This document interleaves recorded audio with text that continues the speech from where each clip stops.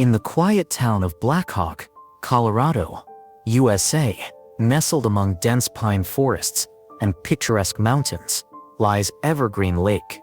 Its calm waters and fresh air attracted local residents, one of whom was Mark, a man in his 40s whose life revolved around fishing and nature. His old pickup truck, covered in dust from the mountain roads, rolled down to the lake almost every day, where Mark spent hours enjoying the silence and waiting for a bite. One cool morning, when the first rays of the sun were barely breaking through the thick fog, Mark, as usual, gathered his fishing rod and headed for the lake. The sky was pale pink, and a light mist hung over the water, creating an almost mystical atmosphere. Mark settled down in his favorite spot, a large flat rock near the shore, where he usually laid out his gear.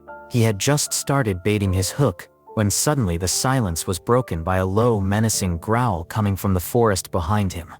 Mark froze, listening. His heart beat faster when he realized that the sound did not belong to a bear, as might be expected in these parts. It was a sharper, more drawn-out howl. A wolf's. Wolves were rare in the Black Hawk area, especially so close to the lake at such an early hour. Curiosity and a slight uneasiness prompted Mark to put down his fishing rod and cautiously move toward the sound.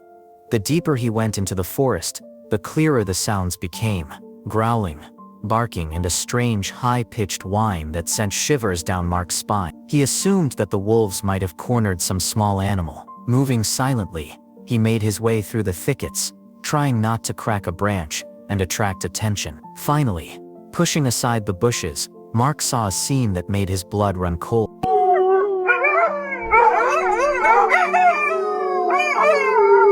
In a small clearing surrounded by tall pine trees lay a small bear cub.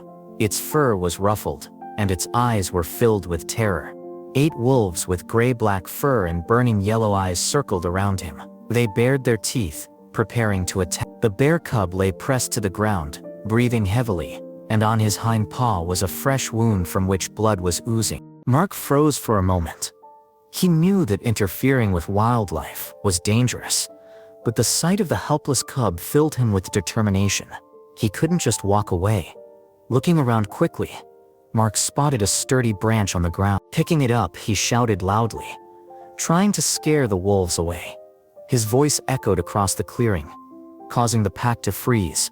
The wolves turned their heads, their eyes flashing in his direction, and some growled, baring their fangs. The bear cub took advantage of the moment and tried to get up, but his wounded paw failed him, and he collapsed back to the ground.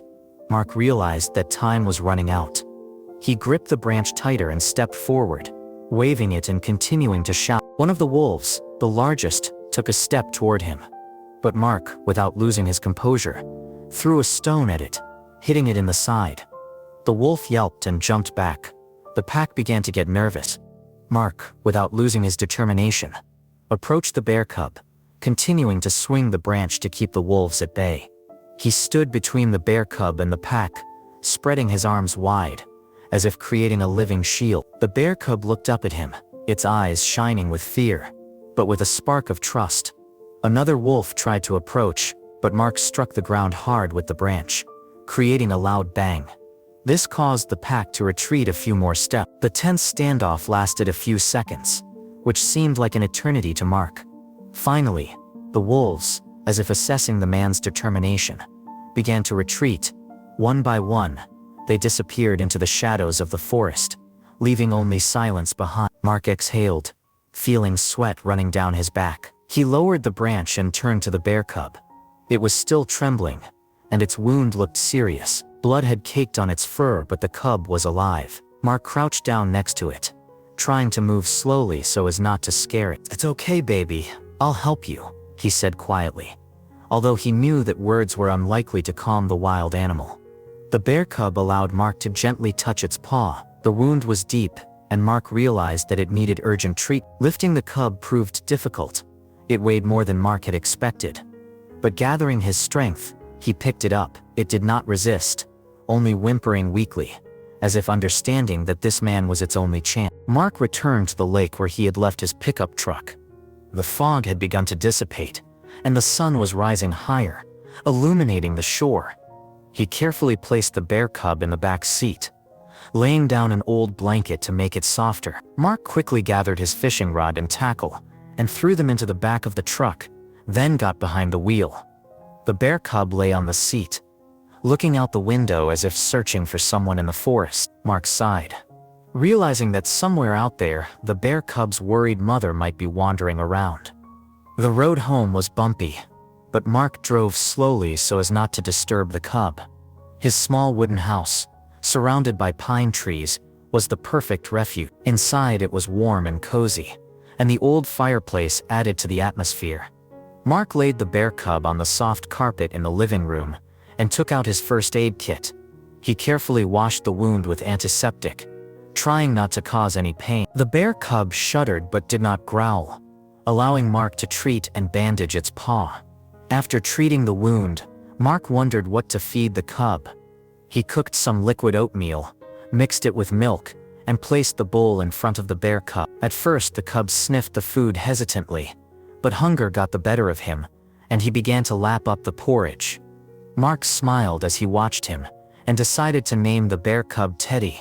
The next day, Mark contacted the local wildlife protection center. He gave a detailed account of what had happened, explaining that the bear cub was injured and needed care. The specialist advised him to keep Teddy with him for the time being, but to monitor his condition closely and be prepared to return him to the forest if his mother was found. Mark agreed, realizing that Teddy was still too weak to survive on his own. As the days passed, Teddy's wound began to heal.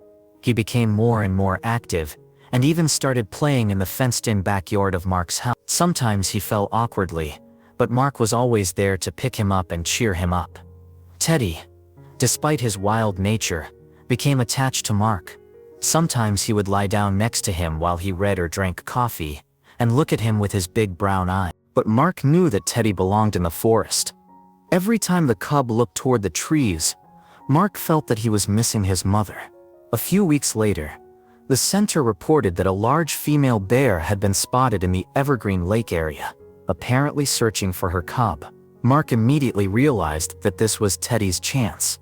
The next morning, he gathered everything he needed, put Teddy in the backseat of his pickup truck, and drove to the lake.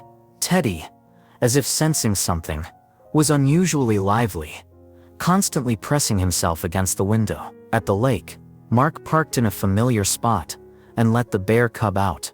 The cub slowly walked toward the water, sniffing and listening. Mark took his fishing rod to keep himself busy, but his eyes never left the forest. Soon, a low growl was heard from behind the trees. Teddy pricked up his ears and responded with a weak but joyful howl. A large mother bear with thick brown fur emerged from the forest. Her eyes were full of anxiety, but when she saw Teddy, she froze. Despite his limp, the cub rushed toward her, making happy noises. His mother sniffed him, checking to see if everything was okay, and Teddy rubbed against her, as if telling her about his adventures. Mark stepped back so as not to interfere. The mother bear looked at him, and there was no threat in her gaze, only calmness and perhaps gratitude. She gently nudged Teddy with her snout, and together they slowly moved into the forest. Teddy turned back one last time, as if saying goodbye to Mark. Mark smiled, feeling warmth in his chest. He knew he had done something important. Returning to his pickup truck, Mark sat down on a rock by the lake and looked at the water.